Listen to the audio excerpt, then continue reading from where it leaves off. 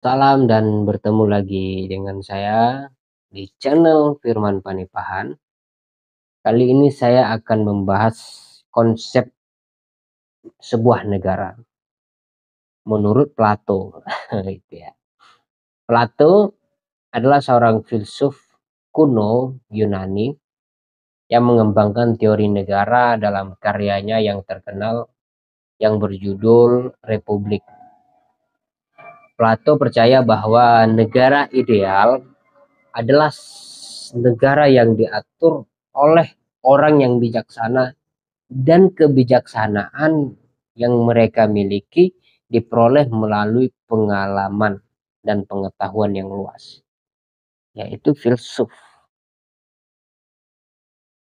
Menurut Plato, masyarakat ideal terdiri dari 3 kelas sosial.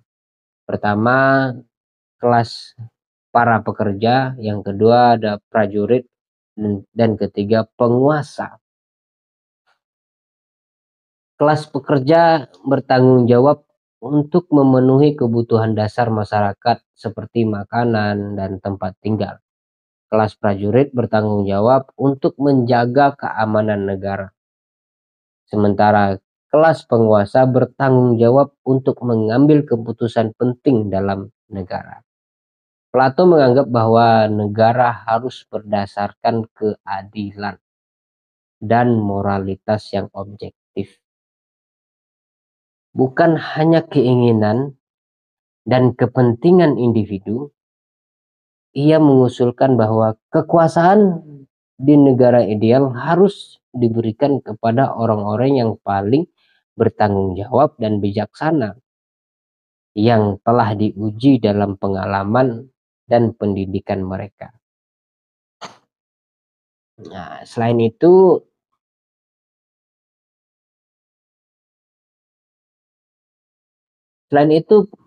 Plato menganggap bahwa pendidikan memiliki peran penting dalam membentuk negara yang ideal.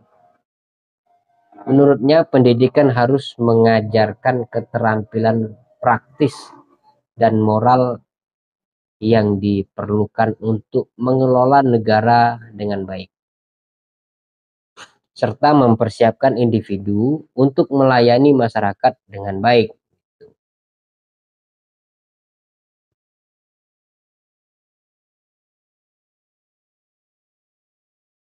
Berbicara tentang mempersiapkan individu dalam untuk melayani masyarakat, hal ini diatur oleh Plato. Harus ada bibit unggul yang lahir. Nah, inilah keputusan yang penting yang harus diambil oleh penguasa atau kelas penguasa. Bibit unggul ini harus dijaga. Dengan apa? Pendidikan. Itu satu. Plato di dalam teori klasiknya juga menjelaskan, bukan pendidikan itu suatu yang terdapat dari luar, yang diisi dari luar. Tetapi ada yang lebih penting lagi, yaitu dari dalam. Yang dimaksud oleh Plato adalah secara fisik dia harus sehat, dia tidak penyakitan maksudnya. Nah, caranya bagaimana? Dia harus diberi makanan yang bergizi. Oleh karena itu, sebuah negara akan ideal kalau anak-anak itu dijamin kesehatannya. Itu yang kata Plato. Itu kita temukan di dalam Republik, buku Plato yang berjudul Republik. Pendidikan tidak akan berjalan kalau anak-anaknya tidak sehat, gitu. Itu kata Plato. Dalam pandangan Plato, negara ideal adalah negara yang diatur oleh orang-orang yang bijaksana dan adil. Ya, adil memberi makanan, memberi kesehatan, memfasilitasi pendidikan dan sebagainya. Di mana kepentingan individu tidak mengalahkan kepentingan umum. Ya, untuk kemajuan negara artinya itu kepentingan umum. Kepentingan pribadi itu berbeda. Makanya harus filsuf yang harus menjadi pemimpin itu, bukan politisi.